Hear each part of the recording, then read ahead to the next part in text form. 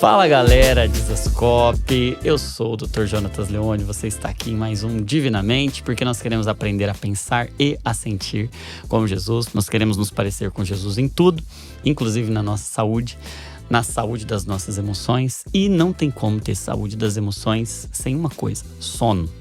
Sim, e sem o sono em uma fase muito importante que afeta todas as famílias que têm filhos. Hoje você não pode perder esse papo. Nós vamos falar sobre a saúde do sono do bebê e a saúde dos pais desse bebê e como o sono é importante nessa fase e em todas as outras também. Você não pode perder, já pega aí papel, caneta para você anotar tudo. Você precisa desfrutar de tudo que nós vamos viver aqui.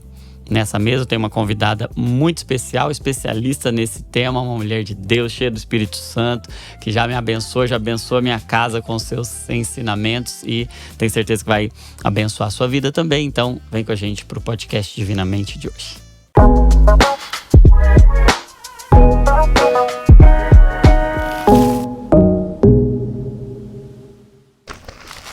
E antes da gente entrar no nosso papo, quero dar 2 avisos importantes para você. Primeiro é que está chegando a nossa conferência Divinamente, dia 12 de abril. Então, se você quer aprender mais sobre a missão de Cristo, se você quer mergulhar no coração de Jesus para esse tema tão importante da nossa vida. Tem um amigo que diz que você descobre que você não tem problema nenhum quando você descobre um problema de saúde. Todos os outros problemas, eles ficam assim em segundo plano quando você descobre um problema de saúde. E a realidade é que Jesus se importa muito com a saúde, ele tem algo a dizer, ele sempre aproveitou as ocasiões que estavam relacionadas à saúde e à doença para pregar o evangelho. Então existe uma conexão. Não dá para separar saúde de evangelho e nós precisamos assumir essa responsabilidade, nós precisamos entrar nesse espaço, nesse lugar. Então, se você quer participar do que Jesus está fazendo, quer um dia de cura e ser uma expressão da cura de Jesus a partir do que vamos viver nesse dia, a partir da edificação da igreja, dia 12 de abril, em São Bernardo do Campo, você não pode perder, não pode ficar de fora, faz aí a sua inscrição já, tá bom? E, segundo aviso, se você precisa de um lugar para cuidar da sua saúde de forma integral, vem conhecer a nossa clínica, Clínica Divinamente. Tem 2 pré-requisitos para participar. Tem que ser cheio do Espírito Santo, tem que amar Jesus de todo o coração e tem que ser muito competente. Então, quer conhecer, quer se cuidar de forma integral, vem conhecer a Clínica Divinamente, certo? Bora lá, preparado? Pegou aí papel e caneta, tá com o coração pronto? Seja bem-vinda, minha irmã. Obrigada. Camila, deixa eu ver se eu acerto o sobrenome. Lavagnoli. Muito bem, isso mesmo. Italiano. Isso. Que legal, seja muito bem-vinda. Obrigada. É uma alegria, uma honra ter você aqui. Vem lá do Espírito Santo, Isso. lá da terra tão bonita que é Vila Velha. É linda, né? Modéstia à parte. É lindo. E o nome também é maravilhoso, quem não né? conheceu Vila Velha ainda não sabe o que está perdendo, né? Deixa eu apresentar um pouquinho aqui a partir das especificações, Certo. mas depois você fica à vontade para se apresentar. Camila é casada, é casada com fala o nome Leonardo. dele. Leonardo. Tem uma menininha linda de 7 anos. 7 anos. Esther. A Esther. E é formada em pedagogia pela Federal do Espírito Isso. Santo, pós-graduada em psicanálise e terapia cognitivo-comportamental. Formada como consultora materno-infantil e se dedica a ajudar mães a alcançarem o equilíbrio emocional, conciliando fé e maternidade. Isso mesmo. Também apoia famílias na jornada do sono do bebê. E esse vai ser um assunto importante para a gente trabalhar. E se você acha que você não precisa desse assunto porque você não tem filhos, vai por mim. Aproveita agora, aprende tudo que você pode aprender, porque a hora que você chegar lá, você vai perceber os desafios e você saber, já ter essa bagagem, já ter esse treinamento, já ter esse conhecimento, vai fazer toda a diferença, né? E essa jornada do sono do bebê começou a partir de uma dor que você viveu na pele, quando sua bebê acordava 18 vezes por noite. Exatamente. E isso começou a gerar implicações transformações, assim, em todas as áreas da vida. Casamento, fé, vida com Deus e saúde e tudo mais. A partir daí nasceu um ministério, nasceu uma vocação, uma linda jornada. Tem ajudado muitas famílias ao redor do mundo a alcançarem essa saúde e viverem a maternidade de forma mais saudável. Isso. Né? Bom, fala mais sobre você, o que deixamos de falar aqui, se apresenta pra galera. Então, acho que você já me apresentou muito bem, né? E essa jornada com o sono do bebê, com a saúde mental materna, começou com a minha própria dor, né? Eu sou cristã há muitos anos, mas quando eu casei, eu tinha muitas concepções feministas sobre a vida, sabe? Então, eu tinha um plano de ter uma carreira, de fazer algumas conquistas importantes no âmbito profissional. E ser mãe era um sonho muito distante, nem era um sonho, na verdade, né? Então, eu era especialista em recursos humanos numa grande multinacional. E aí, eu saí dessa empresa, ia fazer a transição de carreira e Deus me presenteou com uma menininha. E eu falei, e agora, o que eu vou fazer? Né? Porque não estava aqui no meu plano, mas estava no plano de Deus. E aí, nesse momento, eu entrei num acordo com meu marido e falei assim, ó, se eu fosse entrar de licença maternidade, né, eu ficaria aí 4 meses com o bebê. Então, vamos esperar esse período, depois eu volto a trabalhar. E aí, na gestação, Deus já começou a trabalhar, né? É muito lindo que quando Deus quer libertar o povo do Egito, ele chama, né? Ele fala para Faraó que vai levar o povo pro Egito para celebrar uma festa, né? Deus queria celebrar uma festa comigo e eu não estava sabendo que era isso, né? Eu só vi o deserto ali. Só vi o deserto, não via festa. Exatamente, porque aí eu tive uma gestação de risco, a minha filha nasceu prematura e eu já tinha uma depressão perinatal, né? Que não foi diagnosticada na época. E quando ela nasceu prematura e meu mundo desabou, assim, sabe? Então veio aquela depressão fortíssima já desde o nascimento dela.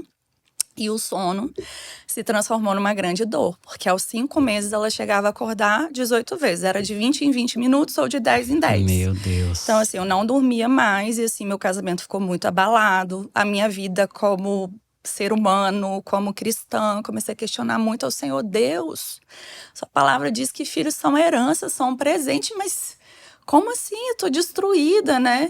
E todas as minhas dores também da minha história vieram à tona junto com ela, né? Eu tive uma infância muito difícil, com relacionamentos familiares muito destrutivos. Então, ter aquele bebê no colo me catapultou para um passado que precisava de cura, né? E eu vejo que para muitas mulheres esse é o combo, né? Quando chega um bebê, você se vê diante de um castelo de areia de expectativas que você constrói, muitas vezes de uma perspectiva muito feminista sobre o nosso papel da nossa família na sociedade e também a nossa história que não foi curada e de repente você se vê buscando referências lá no seu lugar, né, de origem, no seu lugar de base. Então, esse combo aí fez uma mistura bem nociva para mim, explosiva, assim.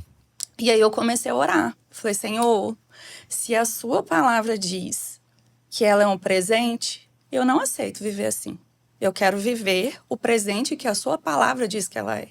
Então, me ensina.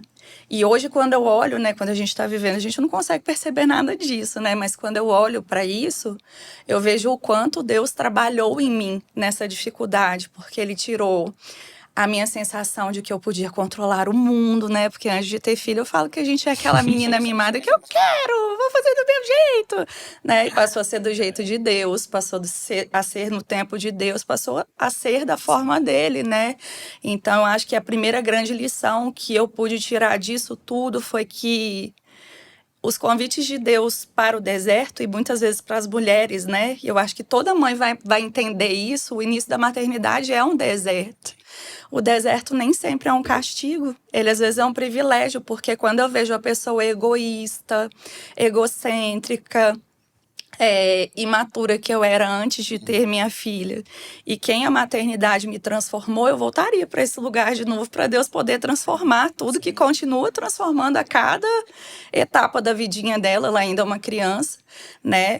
Mas ali eu fui vendo, né, que Deus queria algo a mais de mim, que Ele não queria mais aquela autossuficiência, aquela mulher dominadora, aquela mulher que achava que controlaria tudo, mas Deus estava esperando eu falar, toma, é do Senhor o controle, né, me ajuda.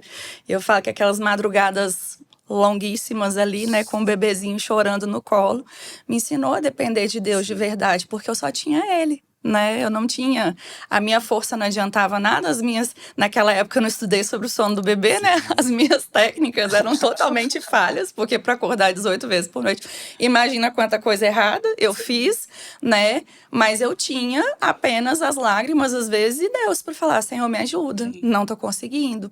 E foi assim que Deus foi me direcionando. Eu cheguei a fazer um curso um serviço de consultoria de sono que não deu certo. E aí, quando a Esther estava ali entre 6 e 7 meses, eu falei, Senhor, eu não quero mais viver assim. E aí eu lembro que eu fui numa pediatra chorando e ela falou, você precisa ensinar sua filha a dormir. Eu falei, mas como faz isso? Tipo assim, ensina a criança a dormir? Porque eu já fiz até um serviço, não deu certo. Aí eu lembro que ela imprimiu umas páginas de uma matéria que falava sobre um estudo e sobre técnicas de sono. E eu peguei aquilo como uma resposta de Deus para minha vida. Eu falei, é isso que eu vou fazer a partir de hoje. E aí eu conversei com meu marido e eu comecei a educar o sono dela da forma como eu tinha entendido que se fazia. E aí, de 18 vezes que ela acordava, aos 9 meses ela passou a dormir uma noite inteira. E aí eu comecei a ajudar as amigas do parquinho, as amigas da praia lá, né? Tem a praia, a gente leva os bebês para brincarem na praia de manhã, né? Comecei a ajudar. E aí eu me vi diante de um dilema, que era que eu tinha que voltar a trabalhar no emprego formal, porque naquele momento a gente estava precisando muito financeiramente que eu contribuísse com a nossa casa. E aí eu falo que quando você não quer, aparecem todas as propostas de emprego do mundo, né? E aí vinham as propostas, só que eram aquelas propostas de sair 6 horas da manhã e voltar às 10 da noite. E eu falei com o Senhor, eu falei, Senhor, eu fui essa filha. E eu creio que o Senhor não me deu a Esther para perpetuar esse ciclo, eu quero ser mãe. Eu quero cuidar dela. E aí eu comecei a orar, eu comecei a entrar em sofrimento. Falei, Senhor, me ajuda, eu quero cuidar da minha filha, eu quero ser mãe, eu quero estar aqui. Então, Senhor, eu não quero desobedecer o meu marido e desonrar, porque ele está com a expectativa de que eu aceite alguma proposta. Mas eu também quero honrar aqui o ministério que o Senhor me entregou. Então, abre uma porta para mim, Senhor. E aí eu lembro que numa tarde, assim, as coisas estavam muito apertadas, eu fui pro meu quarto e comecei a chorar. Eu falei, Senhor, me responde, o que o Senhor tem para minha vida?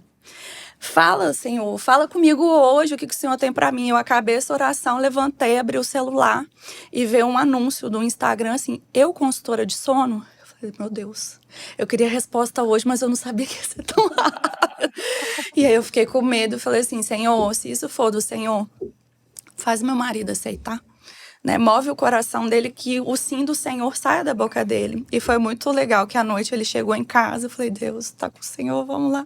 Eu, amor, deixa eu te falar, o que você acha e tal. Aí ele falou, eu acho uma ótima ideia. E aí eu lembro que na época a gente estava passando por muitos desafios financeiros, assim. Ele falou, divide. Eu lembro que eu dividi minha formação, tipo, em 36 vezes. E foi na fé, né? E aí eu fiz essa formação. E quando eu terminei, eu era do interior, né, do Espírito Santo, não conhecia muitas pessoas em Vitória. Eu falei, Senhor, o Senhor abriu o caminho para fazer a formação, agora o Senhor pode abrir o caminho para eu ser um instrumento do Senhor na vida de mães que estão passando pelo mesmo. Então, traga essas mulheres que estão nessa situação até mim. E eu lembro que a minha primeira paciente foi uma mãe do interior do Amazonas, de uma cidade chamada Maués, que me encontrou de madrugada no Instagram. Então, a jornada começou assim, né? Deus foi fazendo, Deus foi movendo, Deus trouxe as mães e, de repente, eu ia atendendo uma, outra. E essa rede foi se multiplicando até essas alunas chegarem a 31 países, assim. E eu acho que Deus é tão maravilhoso, né? Se eu não tivesse passado por tudo que eu passei, eu não olharia para essa dor da forma que eu consigo ver, né? A privação de sono, ela é muito destrutiva para uma família, né? Então, o começo de tudo foi assim, foi Costuma ser um método, assim, não vou dizer um dos preferidos de Deus, porque não sei se eu posso dizer isso, mas muito comum. Deus usar nossas feridas para gerar ministérios e autoridade, de fato, que Ele quer entregar a nós para ser cura para alguém, né? Então tem aquele ditado, né? Ferida fechada, ministério aberto, né? Que é de trás das nossas feridas alcançadas pelo Evangelho que costuma ter propósito, vocação. Eu acho que a autoridade para fazer algo passa muito pelo útero da experiência, né? Sim. Eu experimentei uma dor, e aí eu acho que tem tudo a ver com Cristo vindo e tomando sobre si todas as nossas dores para poder dizer, eu sei como é passar por cada uma das feridas e agora poder se compadecer de nós, né? Sim. Quem não aprendeu a padecer tem muita dificuldade para se compadecer, Sim. né? E aí, eu falo que tem muitas pessoas que falam, isso é mimimi. Eu falo, mimimi é uma dor que dói no outro, que não tá doendo na gente, né? E é muito, muito forte, assim, porque quando eu comecei a trabalhar com o sono do bebê, eu comecei a ver que em muitas situações o sono era só a ponta de um iceberg muito maior, né? O sono envolvia emoções, medos, traumas, uma história destruída, porque no meu caso, por exemplo, quando a minha filha chorava, aquilo era um gatilho pra mim, que eu sentia que eu ia morrer, assim. Eu tinha pânico de ouvir aquele choro, porque a minha criança estava gritando dentro de mim ali por nunca ter sido acolhida, né? E nessa jornada, quando eu comecei a me interessar em estudar sobre saúde mental, foi porque eu vi que tinha muito mais, né? Tinha um caminho ali por detrás do sono, que em grande parte dos casos era aquele caminho que estava causando uma dificuldade. Era a mãe ferida, machucada, abandonada pelos pais lá na infância dela, que não conseguia lidar com o filho. Porque hoje, quando a gente vai olhar a criação de filhos, né? Se você abrir o Instagram, você não sabe o que fazer, né? Porque são tantos conselhos, são tantos medos, são tantas dicas. É tanta coisa que você vai traumatizar o seu filho, você vai causar um distúrbio irreversível se você fizer isso ou se você fizer aquilo. E a mãe, que já tá tão fragilizada pelas suas próprias circunstâncias, se vê bombardeada com 1 milhão de informações ali, que muitas vezes vão levar essa maternidade à ruína. Porque eu falo, se pro inimigo destruir uma família, ele só precisa destruir essa maternidade aqui. Essa mulher aqui destruída, o futuro profético dessa criança que está aqui, ele foi destruído junto com esse casamento, né? Tem um estudo do Reino Unido que diz que 1/5 dos casais se separa no primeiro ano de vida do bebê. E dentre os motivos, tá? A mudança da rotina, mudança das responsabilidades, problemas financeiros, privação de sono. E aí esses pesquisados, eles foram reentrevistados um tempo depois do divórcio. E mais da metade se arrependia porque dizia que não estava em condições de decidir pelo cansaço. Então é um lugar de batalha espiritual também na vida da família, né? Porque você se vê ali diante de uma situação em que a família não enxerga que chegou alguém muito importante, né? Muito sério isso. Quando Deus quis mudar histórias, ele foi mandando bebês, né? Exato. Jesus veio como bebê, E quando o inimigo queria impedir a libertação, tanto lá em Moisés como em Jesus, a forma de oprimir o povo não deixa os bebês nascerem, né? Exatamente. Tem uma parte muito interessante desse processo de libertação do povo no Egito, né? Que aí Faraó diz, então deixa as crianças, né? Sempre as crianças, né? Matar podem os bebês, ir, podem ir, deixem as crianças. Então eu falo que se hoje você soubesse que você está criando dentro da sua casa o maior evangelista da próxima geração, você trataria a sua paternidade, a maternidade da mulher do jeito que a gente trata? A gente não sabe quem Deus confiou pra gente cuidar. E muitas vezes a gente se subjuga debaixo. Ontem eu estava lendo algo muito interessante, né? Que falava de como a gente vê o céu estrelado na cidade, que tem uma poluição, né, luminosa. E como a gente vê o céu no interior, né? As estrelas. Então, muitas vezes a gente está debaixo dessa poluição luminosa na nossa maternidade, né? A gente está debaixo de holofortes, está debaixo de maternidades que foram montadas para parecer muito bonitas, muito fáceis, muito simples. Mas o que Deus quer de nós é um amor sacrificial, né? Que não equivale a nem um pouquinho do que foi o amor de Jesus, né? Eu lembro quando a Esther tinha 5 meses, ela teve uma bronquiolite, ficou bem grave e foi para UTI. E foi a minha primeira experiência real com o valor do sacrifício de Jesus. Porque quando eu olhava para ela ali, né, correndo risco, sendo furada várias vezes, os médicos falando que ela estava grávida, eu falava, Deus, ela tá aqui e eu sei que ela tá aqui porque ela tá doente. Como foi entregar o seu filho? Por mim, que não merecia. por todos nós que não merecíamos. E a gente não consegue entender isso, né? O valor desse sacrifício, e o sacrifício que, comparado a esse, é muito pequeno para a gente ser uma mãe conforme o coração de Deus, né? Então eu vejo que esse céu poluído, né, de tantos luminares, de tantas coisas que se fala sobre como é ser uma mãe bem-sucedida, que eu falo. Eu sempre falo lá no Instagram, mãe bem-sucedida, ela tá magérrima no pós-parto, 3 meses depois ela já tá indo pra academia, né? Ela é independente, ela tem dinheiro, ela faz o que ela quer. E eu falo, essa não é a mulher empoderada do evangelho, né? Porque a mulher empoderada de Deus, ela é cheia do poder do Espírito Santo e não de um poder que é esse poder superficial. Então, acho que também tem tudo isso que entra dentro da maternidade e que traz muita comparação, porque dentro de todas essas mães que eu já atendi, a comparação, meu Deus, eu fui assim, né? Eu me comparava muito, eu falava, o que tem de errado com minha filha, gente? Porque o filho de todo mundo dorme.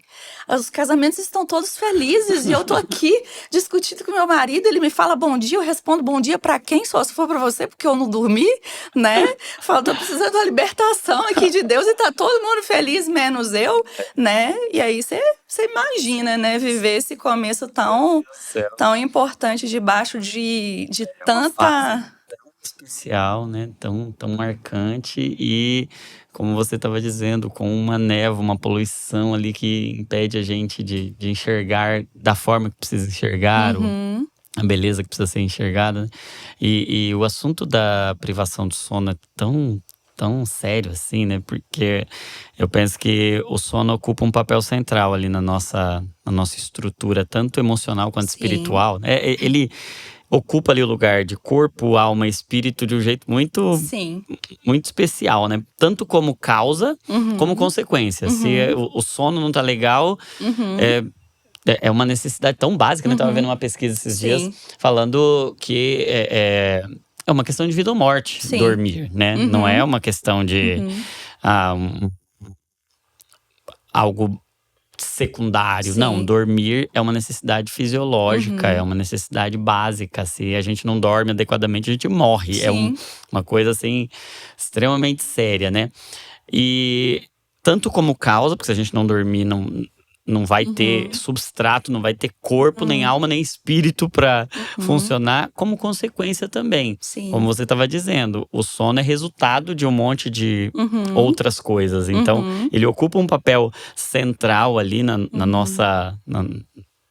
na estrutura, no ser, na nossa essência. E eu vejo biblicamente isso tão significativo, né? Porque Deus cria Eva no sono de Adão. Né?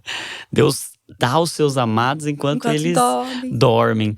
Tem uma beleza, assim, em Deus nos abençoar em meio ao nosso descanso.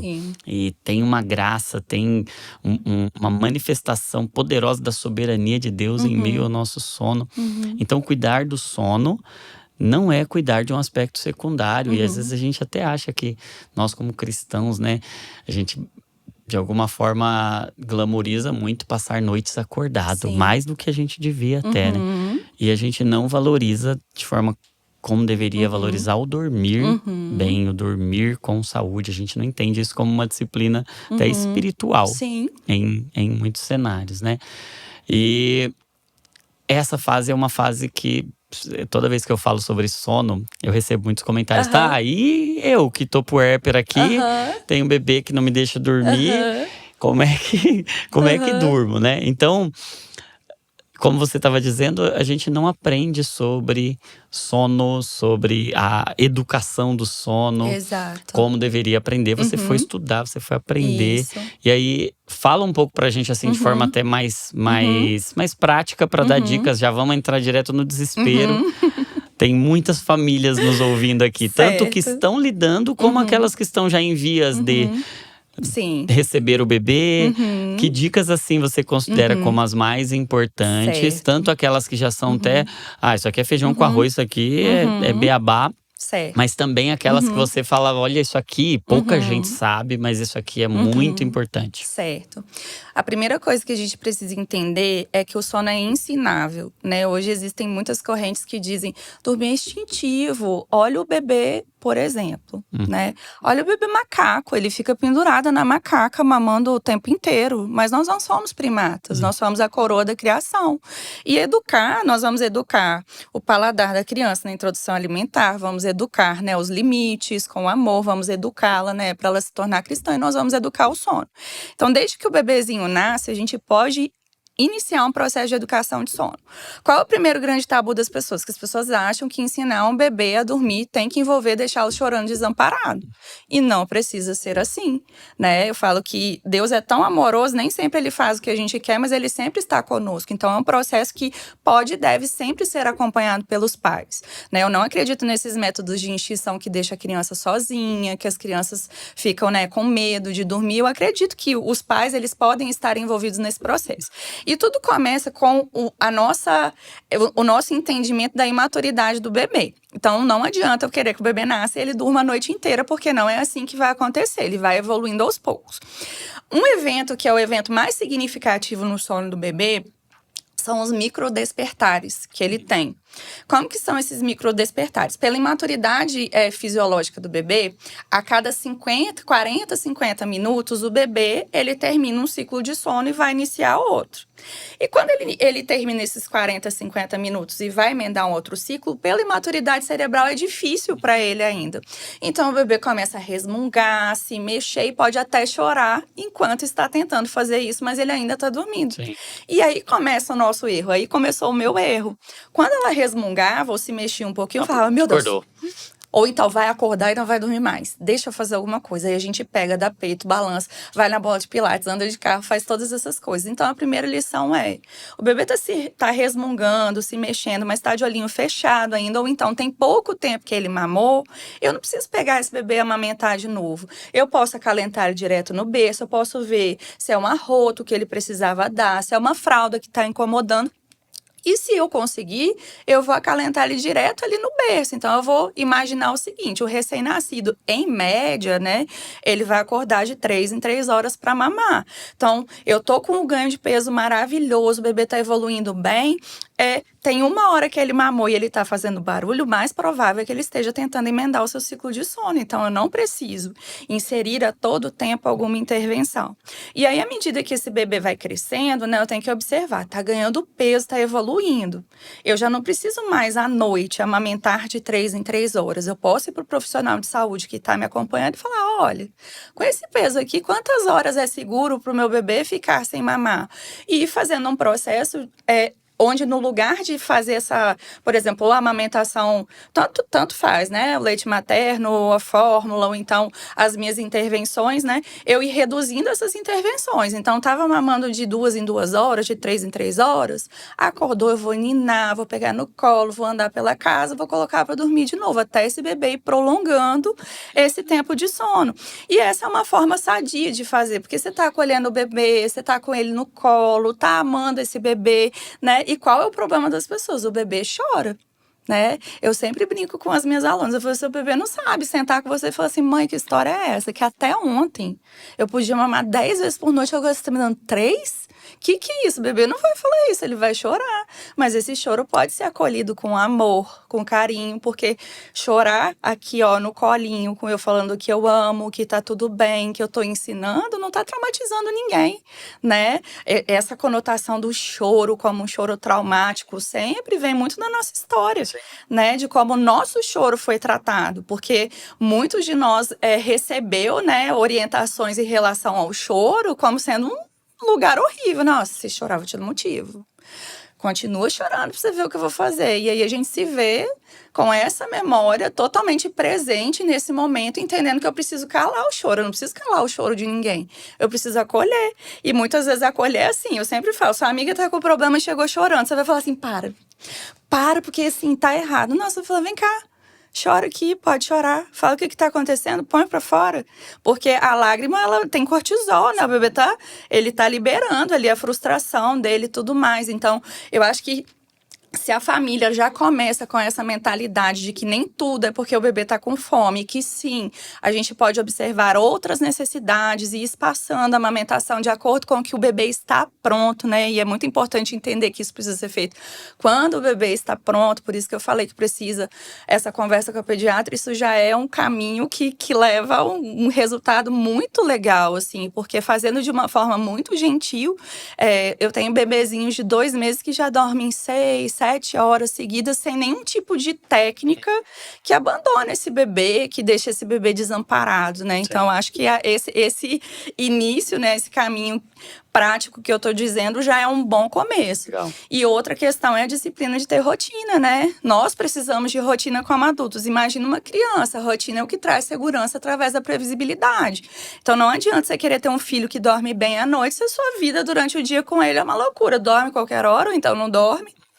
Não tem regularidade de alimentação, tá exposto à tela o tempo inteiro, né? Tem uma família, eu falo que o ritmo da família, dos adultos é um, o ritmo do bebê é outro, ele não é um adulto, né? Então, o bebê vai ter a sua rotina, a família vai ter a rotina dela, porque como que a gente faz a manutenção de um casamento depois que chegam os filhos? As crianças precisam dormir cedo, né? Porque se você dorme 10 horas da noite junto com os seus filhos, qual é o momento que você tem para cultivar o seu casamento ou até para ter o seu tempo com Deus, né? Então, a rotina de adultos saudáveis que têm filhos envolve que as crianças tenham lugar de criança dentro da casa, né? E muitas vezes, eu até falei sobre isso semana passada, a gente idolatra os nossos filhos, porque a gente coloca eles acima de Deus, do marido, das prioridades, de tudo, e não consegue dar à criança o lugar que é dela, né? Então é muito importante entender que a rotina, que é uma coisa tão simples,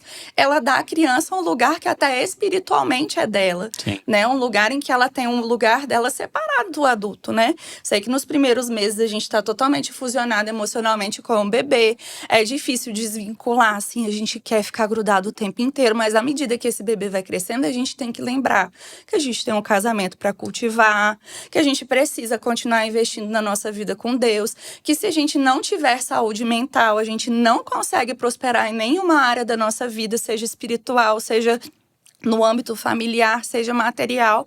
Então, a gente precisa ir ordenando essa casa aos poucos, à medida que a gente vê que o bebê já é capaz e que a gente está preparado.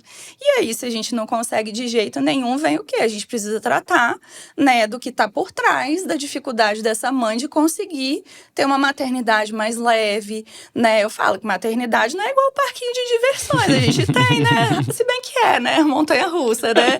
A gente vai ter dias maravilhosos, dias difíceis, mas existe beleza nisso. E se eu não consigo conciliar nada, ver beleza em nada, significa que eu tô precisando cuidar, né, de mim, porque começa por mim. Eu falo que a mulher é o termômetro ali da casa, né? Quando a gente não tá bem emocionalmente, as coisas não fluem. Então a gente precisa, né, se não consegue fazer pequenos ajustes que já vão trazer uma grande diferença, a gente precisa se preocupar em como tá a saúde mental dessa mãe para conseguir dar conta desse processo, né? Sem dúvida. Então, você falou de entender essas transições da fase do sono, que são naturais e que não é um motivo para grandes alarmes nesse sentido. Naturalizar esse processo a cada 40, 50 minutos. Ele vai reduzindo ali em frequência depois com a maturidade, né? Esse sono vai aprendendo, o sono, assim como eu achei interessante o termo que você usou, né? O sono é ensinável. Então ele vai aprendendo, ele vai sendo educado, né? E você falou sobre a rotina. Eu queria explorar um pouquinho mais esse tema da rotina com você, porque a gente tem várias formas de conceber essa ideia da rotina, né? Uma delas é até entendendo disciplina, rotina, como uma coisa ruim, chata, punitiva, que até como algo pejorativo, ruim, né? Mas existe um outro jeito também de conceber, uma outra forma que também, tem que ser tudo extremamente do mesmo jeito, do mesmo horário e muito rígido Sim. também, e que acaba também sendo uma fonte de estresse. Então, respeitando as particularidades de Sim. cada família, o que você diria que, pensando no sono, impacta mais? Sim, se a gente tiver que elencar alguns pontos mais importantes da rotina. Os maiores erros que as famílias cometem, tem 2 horários que são a base de tudo para o sono do bebê, que é ter um horário regular para acordar e um horário regular para dormir. O bebê faz, em média, uma janela de 12 a 13 horas acordado e fazendo sonecas durante o dia. Então, para muitas famílias que estão exaustas com as noites sem dormir, esse dia não tem um horário regular para começar. E a gente tem que lembrar que o bebê ele precisa ter esse ciclo circadiano, né? Porque o que acontece? Quando o bebê nasce, ele tem um ciclo que a gente chama de ultrarradiano, né? Dia e noite, ali de 3 em 3 horas. Mas a partir da 8ª semana, o bebê começa a produzir melatonina de forma rudimentar. Então, ele já começa a estabelecer uma diferenciação entre dia e noite, né? E o que eu preciso fazer para ajudar esse bebê? Preciso ter um horário regular saudável para acordar, que é sempre… Mas o de acordar, O de eu posso… acordar vai me fazer controlar o de dormir. Então, ó, entre 7 no máximo 8 horas da manhã é hora de acordar. Sendo que, para todos os bebês, a partir de 6 horas da manhã é dia. Se entrar a luminosidade da janela ali do sol… É por isso que tem muitos bebês que acordam 5h30 da manhã. É a luminosidade.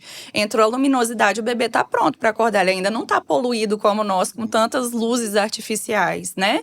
Então, a gente começa o dia cedo. E começa num ritmo em que cada idade o bebê vai sentir sono num período determinado. Então, por exemplo, um bebezinho de 1 mês, ele só vai acordar, mamar, interagir um pouquinho e dormir. A cada 1 hora, 1h20, ele vai dormir. Vai assim até a noite. Chegou ali depois de 18 horas, eu vou observando os sinais do meu bebê. Por quê? A melatonina começa a ser produzida com as primeiras nuances ali da noite. Então, a partir de 17h30, dependendo da região, a gente já tá com um dia, né, começando a escurecer, né? E esse bebê, ele começa a dar sinais de que ele tá mais sonolento. Então, eu começo a entender que a partir de 18 horas é sono noturno. Então, o meu bebê tá muito cansado, mas eu vou ficar segurando ele para dormir mais tarde, para ele acordar mais tarde. É errado. Sim. Porque se ele precisa, em média, de 10 a 12 horas de sono noturno, se ele for dormir tarde, ele vai ter que acordar muito tarde para ter essas horas, né? E aí eu já vou desregular todo o meu dia. Então, ali entre 18, 19, no máximo 20 horas, para quem trabalha, eu sempre falo que o feito e o perfeito, existe uma distância, né? Então, por exemplo, tem famílias que trabalham e que se o bebê for dormir antes de 21 horas, essa família não tem contato com o bebê. A gente não vai privar o bebê do contato com a família. Mas a partir de 18 horas é sono noturno. Então, se eu tenho condições, né, de observar esse bebê e fazer um ritual noturno assim que ele começa a manifestar sono, depois das 18 horas, que envolva um banho, uma massagem, né, a gente orar com os nossos filhos, escurecer o quarto e levá-lo para dormir, eu já regulei para ele início e fim de dia. Já é um grande começo. E aí, dentro desse dia, eu vou incluindo atividades. Então, existem estudos, por exemplo, que dizem que o passeio, a exposição à luz solar da manhã ajuda a regular a produção de melatonina. Então, eu posso ter um passeio matinal com o meu bebê. Eu posso deixar um banho de higiene durante o dia para garantir uma soneca melhor. Então, assim, a primeira sonequinha aconteceu, fez o passeio, volta, dá um banho, faz uma segunda soneca para garantir que uma das sonecas vai ser melhor. Não tem problema dar mais de um banho durante o dia, mas a gente dá um só de água e sabão. Aí, tô à tarde ali, vou observando os sinais, faço mais uma sonequinha e observo para não deixar sonecas depois das 18 horas, porque senão isso vai fazer o sono noturno desse bebê ir para muito tarde. Mas a gente consegue fazer essa rotina regulada e também consegue entender, assim, que as crianças precisam gastar energia. Então, o bebê sentado o dia inteiro só gasta energia de quem tá segurando. O bebê tá cheio de energia.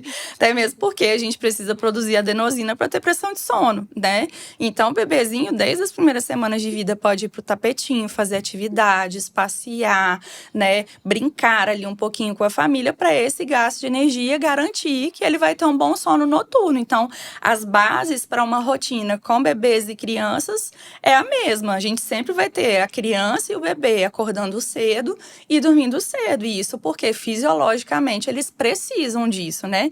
E aí você falou um ponto muito importante. A gente tem quem acha muito chato e quem entre nisso.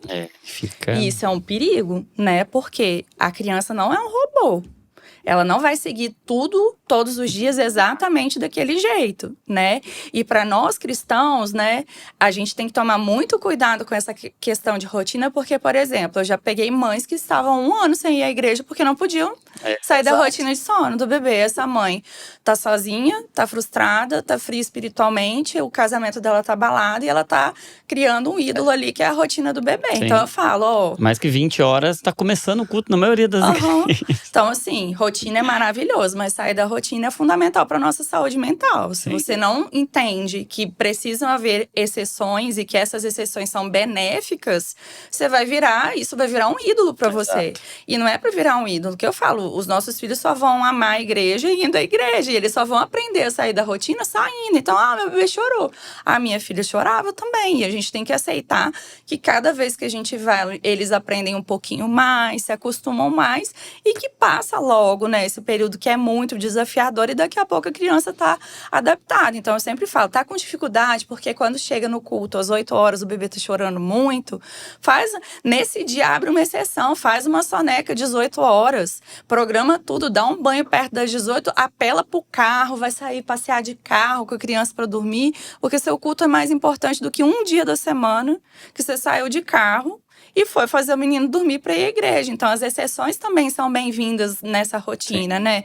Passear, sair de casa, dormir no carrinho, fora de casa, não tem problema nenhum, né? Eu mantenho a rotina regular a maioria dos dias e abro exceções sempre que for necessário para minha vida familiar continuar acontecendo. Então, as bases, né, para a gente fazer esse trabalho são essas. Muito bom, muito bom.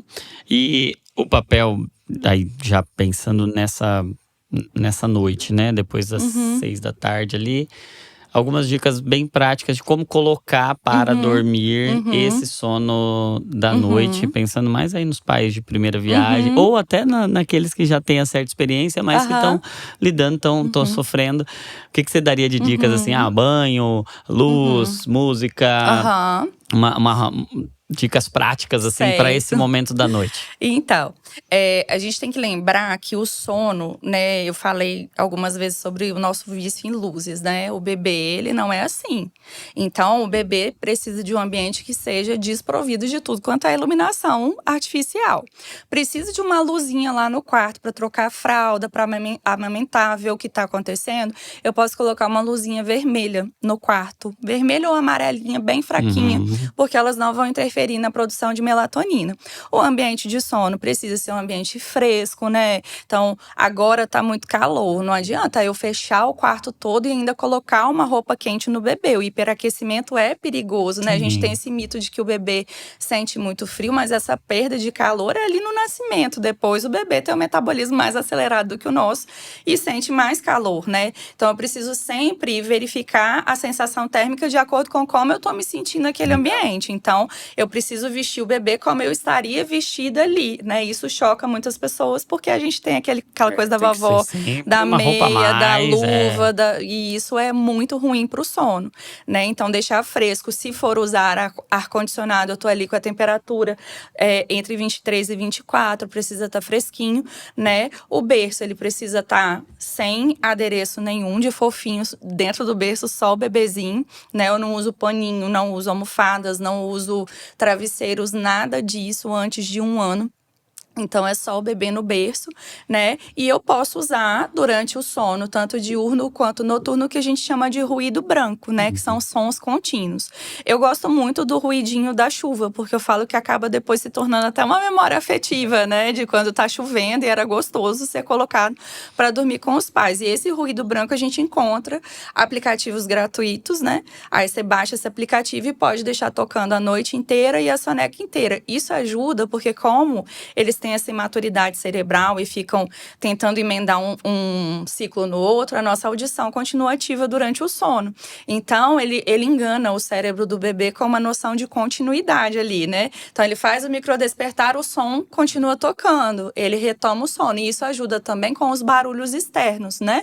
Então, eu deixo essa fonte de ruído longe do ouvidinho do bebê e ali eu baixo um medidor de decibéis grátis no meu celular e meço entre 40 e 50 decibéis, que é a recomendação da OMS de lugares auditivamente sadios, né? E deixo esse ruidinho tocando. Como eu vou fazer dormir, né? Eu sempre falo que um bom início, né? As pessoas falam, quando é que eu posso ensinar meu filho a dormir sozinho? Desde o dia que ele nasce, né? E como fazer isso, né? Se o meu bebê é recém-nascido, eu dei o mamar, ele não dormiu ainda, eu vou colocar ele para rotar, vou acalmar e eu posso colocar ele no berço e ir balançando ele com a mão. Por que a gente não consegue fazer isso? Porque a gente sente medo do bebê, né? Mas se eu tô em outro processo, o bebê só dorme mamando, só dorme quicando na bola de pilates, é muito difícil, eu posso transicionar isso para inicialmente fazer o bebê dormir sendo ninado, porque ele vai estar no colo ainda e aí devagar eu vou diminuindo esse ninado à medida que esse bebê ele vai se adaptando e vou colocando ele cada vez mais acordado no berço, mas é um processo, né? Então, se esse bebê só dormiu mamando por 1 ano, hoje eu não vou conseguir colocar ele acordado de uma vez no berço. Então, faço ele dormir sendo ninado, coloco, tanto no início do sono, quanto nos despertares. À medida que ele vai evoluindo, eu vou reduzindo esse balanço, vou colocando ele um pouquinho mais acordado até ele se adaptar. Então, é uma transição bem gentil, que geralmente em 30 dias aí, fazendo com constância e disciplina, você tem um sono muito melhor, né? E uma dúvida bastante frequente também é qual a melhor posição para o bebê dormir. Tem até polêmicas Sim. envolvendo isso. O que você indicaria para a mãe? É de barriga para cima, né? É recomendação não só da Sociedade Brasileira de Pediatria, mas da Academia Americana também. E de vários outros órgãos de saúde no mundo, né? Porque a posição de barriga para cima é a posição mais segura, né? Se eu coloco o bebê para dormir de lado ou de barriga para baixo, o risco de morte súbita do lactente é aumentado em 70%, né? Porque aqui as vias respiratórias do bebê de barriga para cima, elas estão livres, né? Então, se esse bebê regurgita, se acontece alguma coisa, ele vai tossir, vai emitir sinais de alerta e o cuidador vai conseguir ver. Se ele tá de barriga para baixo ou de lado, ele pode não conseguir emitir esses sinais, fazer uma broncoaspiração e morrer. Então, de barriga para baixo, só depois que o bebê começa a rolar sozinho. E eu gosto de falar isso porque senão a mãe fica lá desesperada até 1 ano desvirando o bebê. Então, o bebê que se vira, ele se vira, né? Então, assim, quando o bebê começa a virar de barriga para baixo sozinho, ele já tem força no pescoço para movimentar a cabeça dele. Então, ele pode ficar, mas enquanto ele não vira ainda sozinho, a gente coloca ele sempre para dormir de barriga para cima. Foi importante que eu falei, né? Quando ele vira, ele vai virar sozinho. Então, até 1 ano, eu vou colocar o bebê de barriga para cima. Ele vai escolher a posição que ele dorme. Não é porque ele já vira de barriga para baixo que eu vou colocá-lo para dormir nessa posição. Eu sempre ponho ele de barriga para cima e ele vai procurar a posição para dormir. Legal. Muito bom. Muito bom, muito bom. Então, acho que já tem aí um compilado, né? Guia. Eu acho que, se você é mãe, pai de bebês que estão nessa fase, ou se você vai ser, você precisa parar tudo, pegar, anotar tudo, colocar na porta do quarto, da geladeira, para você aproveitar, porque, como a gente estava dizendo antes, as implicações, as consequências da privação de sono, tanto para o bebê quanto para a família, são muito sérias. Sim. Muito sérias mesmo, né? Você estava falando um pouco das suas experiências, né? Fala um pouco das implicações para o bebê. A falta do sono de qualidade para o bebê, e depois a gente vai extrapolando aí para a família também, né? Mas no bebê, o que isso implica? Então, a gente hoje, né, os estudos de sono, eles são muito recentes, né? De 10, 15 anos para cá que se começou a estudar mais profundamente sono, e sono do bebê ainda é uma coisa que não se tem, né? O sono é um mistério ainda, né? Muitas coisas de sono são um mistério.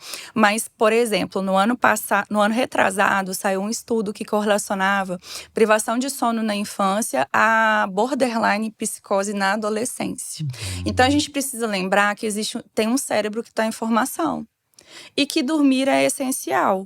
Né? Você falou lá no começo, não dormir não é normal. Não é mesmo. Se não dormir não fosse normal, por que privação de sono seria usada Sim. como método de tortura em prisioneiros Exato. de guerra, né? Então, embora a gente saiba que um bebê ele não nasce dormindo a noite inteira, a gente tem que entender que em cada fase da vida dele, ele precisa de uma quantidade de horas de sono.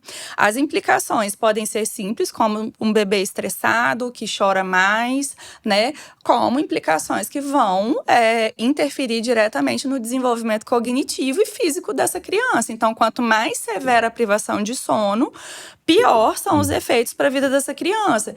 E a parte mais difícil é que a gente ainda não tem muitos estudos que mostram no longo prazo, né? Esses estudos estão começando a aparecer agora, mas a gente sabe, por exemplo, se os primeiros 1000 dias de vida são fundamentais, né, para o desenvolvimento da criança, e a gente fala muito no que diz respeito a vínculo e a amamentação, se o sono ele tem um papel regulador fisiológico, por que ele não está inserido Exato. nisso? Né? Sim. Então, a gente tem implicações ainda não conhecidas sobre a privação de sono, mas as mais comuns são problemas de comportamento, bebês que são, por exemplo, tem um termo que eu não gosto, que é o bebê high need.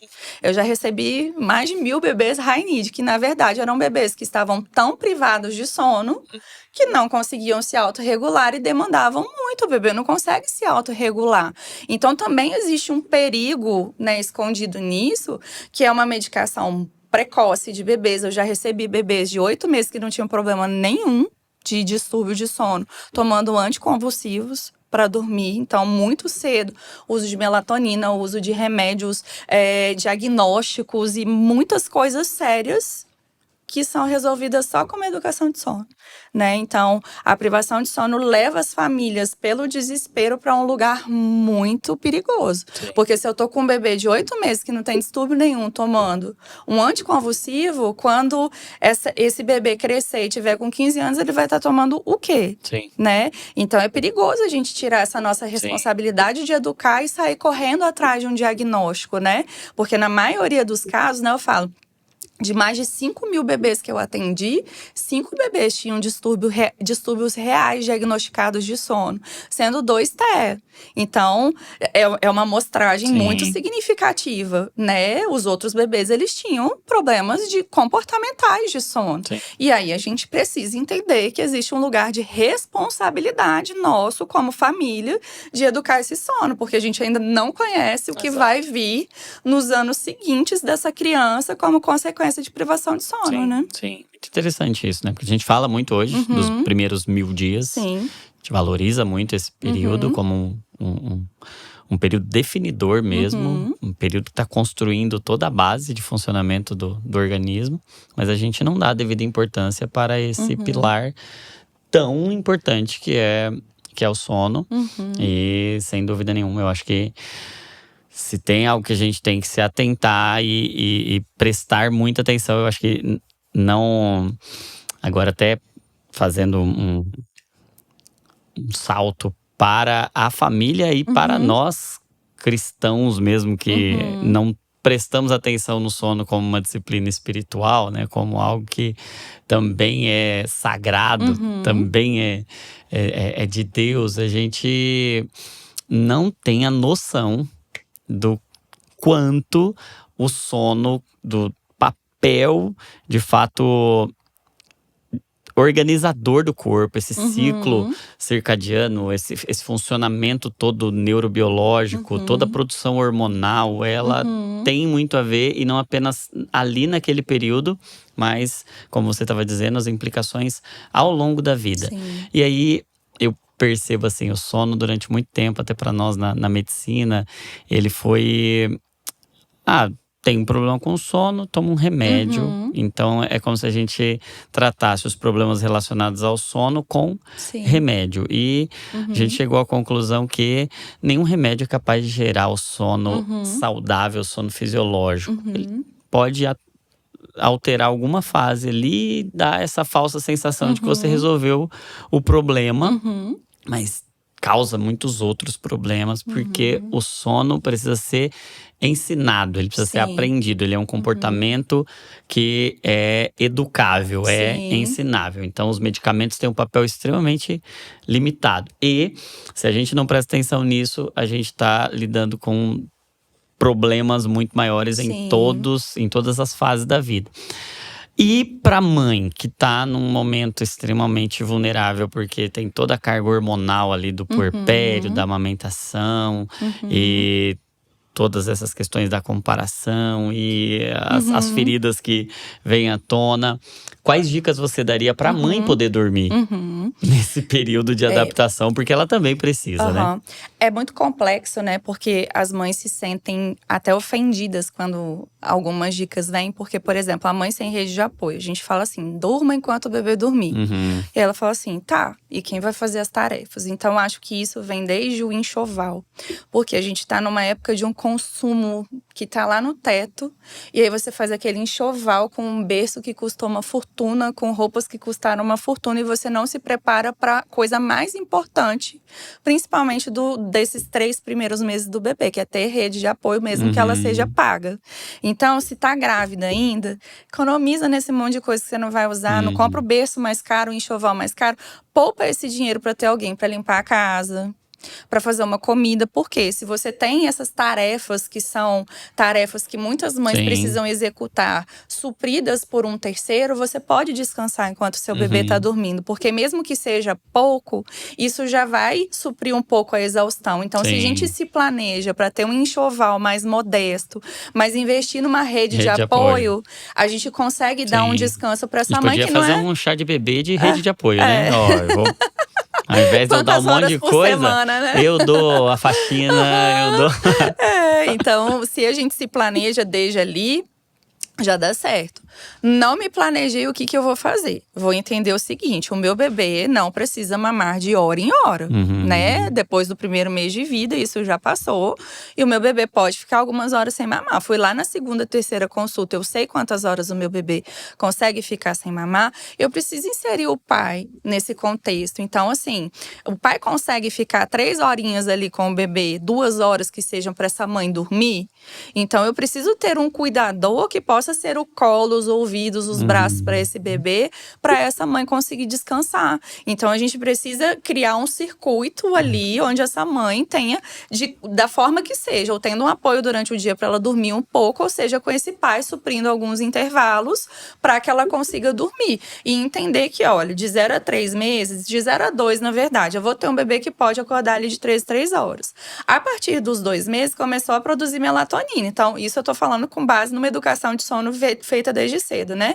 Então, a partir dos 2 meses, eu já vou começar com um prolongarzinho ali de 3 horas, 4 horas. Depois lá com 5, 6 meses, 5, 6 horas ininterruptas de sono. Depois da introdução alimentar, quando o bebê já tá almoçando e jantando satisfatoriamente, ele pode já passar por um processo de desmame noturno, até que eu chego ali com 6 meses com ele acordando uma vez, e perto dos 10 meses ele começa a dormir a noite inteira. Então, se eu vou também nesse processo de educação de sono desde cedo, a cada mês que passa, o meu bebê tá dormindo um pouquinho melhor e eu também, né? Então, isso também é muito importante, senão a gente só tá apagando um incêndio da exaustão da mãe e não tá conduzindo esse bebê num processo em que ele vai evoluir, essa mãe vai descansar um pouquinho mais a cada mês que passa. Então, isso também, essa expectativa de se educar o sono para obter um bom resultado desde cedo, também precisa ser inserida no contexto, para a mãe não ficar esperando. Porque a gente escuta, vai melhorar com 3 meses, vai melhorar com 6, quando fizer 1, e não melhora sozinho, né? Sem dúvida, muito bom, muito bom. Então, rede de apoio é saúde, é vida. E talvez a gente tenha que gastar mais em construir rede de apoio do que em um monte de recursos que talvez sejam desnecessários, né? Muito bom, muito bom. E com relação a sinais de que a privação de sono está sendo um problema maior e que tanto a mãe pode estar precisando de ajuda profissional, como o sono do bebê pode estar precisando de ajuda profissional. Certo. Quais são os sinais de alerta ali que você falou? Ó, nesses casos vale a pena procurar uma profissional, até quando procurar você ou alguém que Aham. também ocupe esse Aham. papel de consultor do Aham. sono. E para mãe, quando procurar, Uhum. quando você indica quais Uhum. são os sinais de alerta, Uhum. assim, de que ó, a privação de Uhum. sono está sendo um problema para a Uhum. família, antes que tenha Certo. as Uhum. tragédias ali, os desdobramentos Uhum. Maiores. Então, o certo seria que todos procurassem de forma preventiva estudar sobre sono, né? Porque se a Legal. gente estuda antes do bebê nascer, a gente evita muitos problemas, né? Com passos simples, com coisas que a gente não imagina que pode fazer pelo bebê. Então, o mundo ideal, tô grávida, tô planejando engravidar, estude sobre o sono do bebê na sua gestação, que você vai Legal. preparar tudo como precisa ser feito, vai ter expectativas realistas. Não Então, primeira estudei. coisa, te seguir, É, isso aí. acompanhar tudo lá. Mas não tem bebê ainda. Não importa. Se você um dia vai ter, Isso aí. precisa. Ou até para aconselhar alguém, para Aham. ajudar alguém.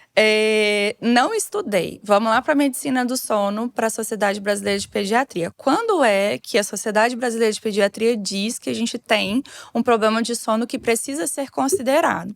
Se ali, aos 6 meses, o bebê ainda tem múltiplos despertares. Múltiplos quantos? Mais de 3, Ah, né? Entre 3 e 5 despertares é um caso que a gente já precisa de ajuda. Que ajuda? Higiene do sono, rotina, hum. bons hábitos de sono. Não é ajuda de eu pegar o Não é meu tomar um bebê e remédio. nem precisa ainda ir no neuropediatra, né? Porque todo mundo fala assim: então eu vou no neuropediatra. Hum, Eles são maravilhosos, eles são importantíssimos nesse circuito, mas antes do neuropediatra vem o processo fundamental, que é a higiene do tem. sono. Então, ali, eu tô com um bebê de 6 meses que ainda está acordando bastante, e precisa acender um alerta para mim de que algo não está indo corretamente nessa evolução e que eu preciso investir melhor nessa higiene do sono, nessa educação de sono para esse bebê dormir bem, né? Legal. Então esse seria o ponto de alerta mesmo sobre algo que precisa. Quantitativos, Aham. mais de 3 ali, então Isso, múltiplos despertares ao isso, chegar aos 6 meses. isso. Legal. Para a mãe, a gente precisa sempre tomar cuidado desde o princípio, porque muitas mães relatam a privação de sono, só que é uma privação de sono que não tem só relação com o bebê.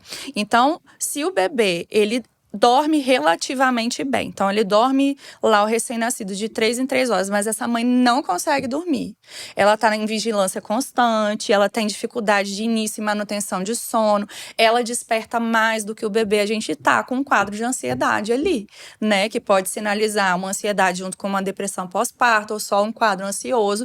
E a gente precisa olhar para isso com muito carinho, né? Porque a privação de sono, ela pode contribuir para que os quadros ansiosos se tornem muito maiores e piores, né? E essa mãe entre num quadro de adoecimento mental que pode comprometer muito a vida dela e o vínculo dela com esse bebê. Então, quando essa mãe, ela tá ali num momento em que tá sentindo que não tá dando conta dessa demanda desde os primeiros dias, a gente precisa ajudar essa mãe, né? Porque é muito interessante que quando a Sociedade Brasileira de Pediatria mudou as diretrizes, ela passou a considerar a insônia do lactente os despertares que comprometem a qualidade de sono da família, né? Então, eu preciso, né, entender que quando os despertares do bebê, independente da idade, eles comprometem a qualidade de vida da família em qualquer idade e qualquer quantidade de despertares.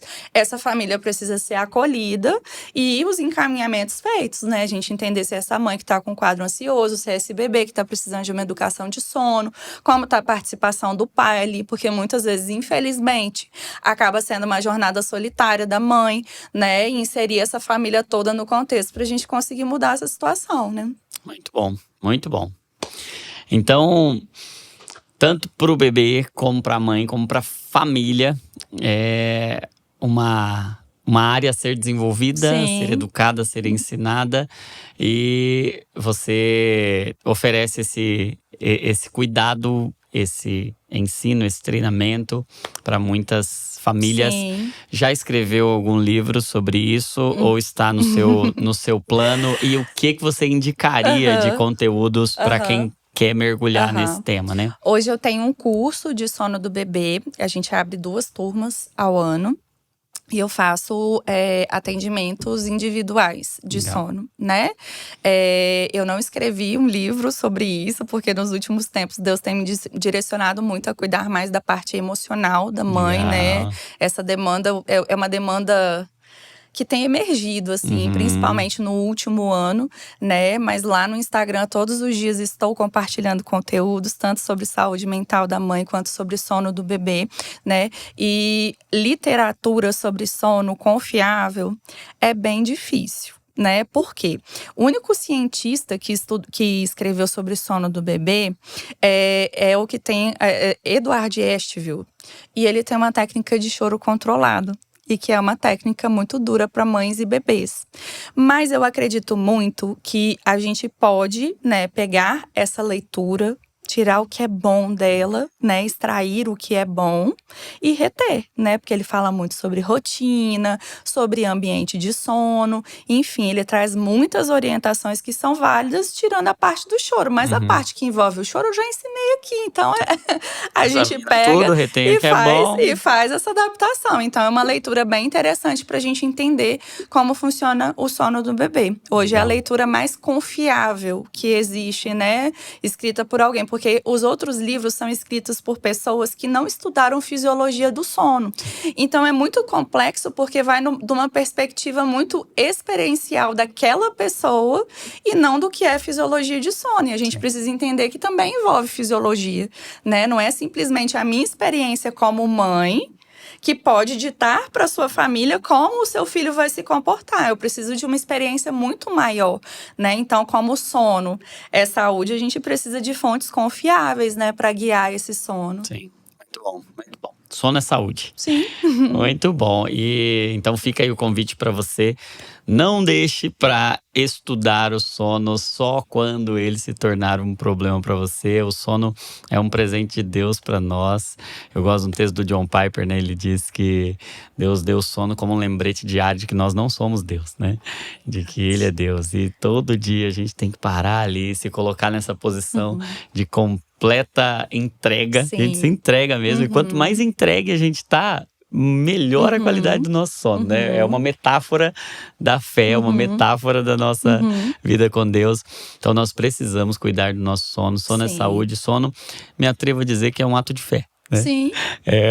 Quando Jesus estava ali naquela tempestade e ele dormia em meio à tempestade, ele critica a falta de fé dos discípulos que não estavam dormindo como ele Sim. estava, né? Então, o sono também é um ato de fé. E se a gente Sim. quer viver uma vida com Deus, uma vida completa, uma vida íntegra e cheia de saúde, a gente precisa se atentar a isso, não apenas só lá na idade adulta, mas no sono dos nossos bebês. Então, faz parte do discipulado também, né? Eu tenho entendido isso, né? O discipulado de Jesus não é só ensinar, ler a Bíblia, orar e jejuar. Não, é ensinar a gente a ser como Jesus. Sim. Né? É se parecer com Jesus em tudo, inclusive no estilo de vida de Jesus, né? Que é um estilo de vida extremamente saudável, Sim. né? Então, quero encorajar você que tá aí a ir lá acompanhar a Camila, a aproveitar todo o conteúdo. Se você percebeu aí que tem sido um problema, vai lá, marca um atendimento, faz o curso, acompanha tudo que você pode acompanhar, que eu tenho certeza que vai ser bênção para você, para sua casa. Se você é mãe, se você tá lidando aí com os desafios do puerpério e não tem conseguido ou tem percebido que tá difícil, tá pesado, não tem conseguido fluir e funcionar como você precisa, como você gostaria, não deixe de procurar ajuda. Tem gente que Deus tem levantado nesse tempo para cuidar, para acolher você. Então procura aí a Camila, eu tenho certeza que vai abençoar você. E se você precisa de cuidados para sua saúde emocional, procura lá também a Clínica Divinamente. Tenho certeza que vai abençoar você. Último lembrete antes de agradecer a Camila e dizer o quanto eu fui muito abençoado, o quanto nós estamos gratos, e eu tenho certeza que essa conversa vai gerar muitos frutos aí para sua casa, para sua família. Um último lembrete para você não deixar de participar da Conferência Divinamente, o link vai estar aí na descrição. Camila, obrigado. Eu que agradeço. Obrigado. Eu tenho certeza que todas as famílias que receberam desse conteúdo estão assim, extremamente abençoadas, com muitas ferramentas na mão. E queria que você deixasse uma palavra aí para as famílias. algo do seu coração para eles, talvez para quem tá lidando com esses desafios ou para quem vai entrar nesses desafios, abre um pouco do seu coração para eles e aí se despede já do pessoal. E aí quem quer muito que a Camila volte, já deixa aí nos comentários pedindo para ela voltar, porque demandas e temas e assuntos não faltam, né? Eu deixei de fazer um monte de pergunta aqui porque não ia dar tempo, mas deixa aí o seu pedido para ela voltar e perguntas que você quer ver aqui no nosso próximo episódio, se Deus assim nos permitir. Camila, por favor, fica à vontade. Primeiro, quero agradecer o convite, foi um prazer estar aqui com você. E eu falei bastante, né, sobre a minha história no começo e sobre como o sono foi um ponto em que Deus trabalhou na minha vida, mas eu quero falar principalmente com as mães, né? Nós fomos escolhidas por Deus para impactarmos uma geração.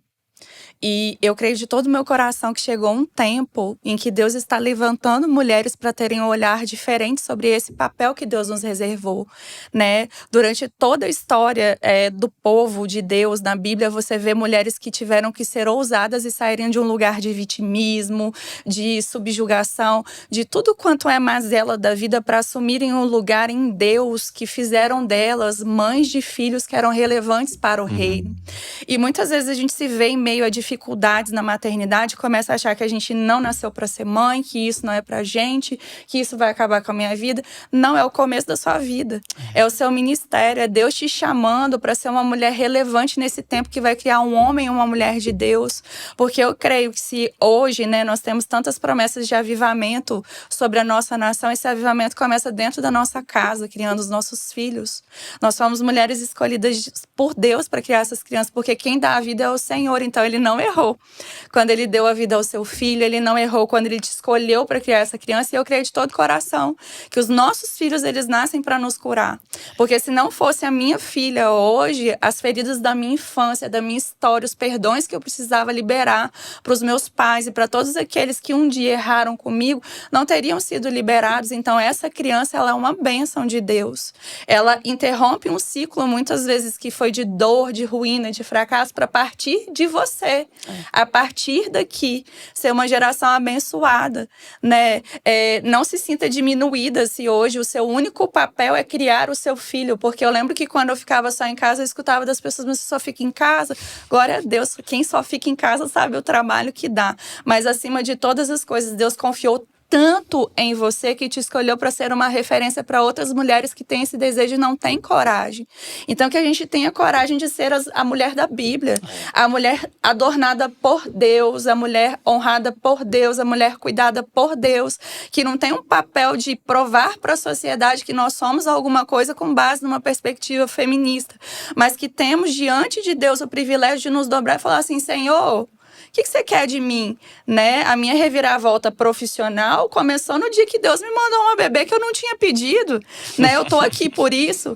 Né? E a pessoa que Deus tem me transformado, as transformações que Ele tem feito na minha casa são porque um dia Deus falou, tá na hora de enviar um bebê para essa família. Então, seja qual for a circunstância, Deus nunca erra quando Ele manda um bebê, e que nós possamos abrir os nossos olhos, os nossos corações e tirar o nosso olhar da dificuldade, dos desafios e olhar com os nossos olhos de fé para o futuro profético que essas crianças carregam, né? Para esses homens e mulheres de Deus que nós vamos pastorear aqui nessa terra, dentro da nossa casa, né? Eu creio de todo o meu coração que nós vamos ser mulheres que vão criar homens e mulheres de Deus que vão fazer a diferença nesse mundo. A gente não vai levar nada para o céu. Eu não vou levar meu emprego, eu não vou levar nada do que eu tenho, mas eu quero levar a alma da minha filha para o céu. E é a única coisa que a gente pode levar, então, que a gente não esqueça disso. Deus confiou uma alma para eu cuidar, né? Então, que na noite em claro, que no dia da angústia, no dia da dificuldade, no estresse do casamento, a gente não se esqueça disso. Existe uma batalha espiritual acontecendo, porque eu estou criando um filho para o céu.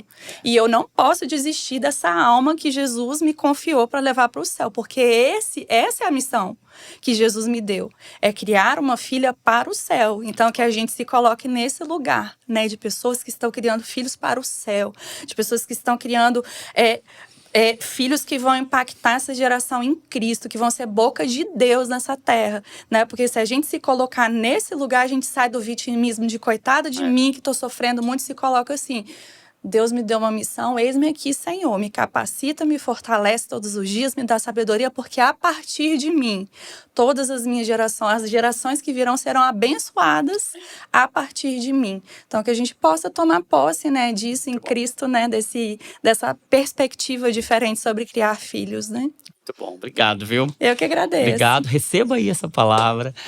Toma posse disso. Deus está levantando mulheres, está levantando mães como instrumento de salvação, como instrumento do avivamento. Deus conta com você. Então, se esse podcast abençoou você, você tem algumas responsabilidades agora. Primeiro, curtir para o YouTube mostrar para mais pessoas. Compartilhar, manda lá no grupo de mães, no grupo de mulheres da igreja, manda lá no grupo da família, manda lá em todos os lugares, porque vai abençoar a vida de alguém, sem dúvida nenhuma. Deixa um comentário aqui com a parte que mais te abençoou. Deixa um comentário pedindo para Camila voltar.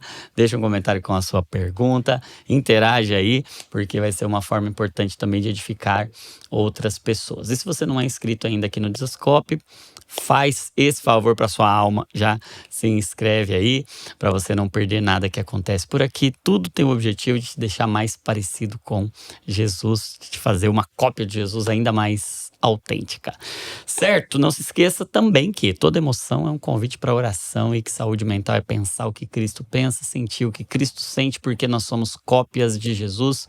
Deus abençoe você e até o próximo Divinamente. Obrigado, Camila.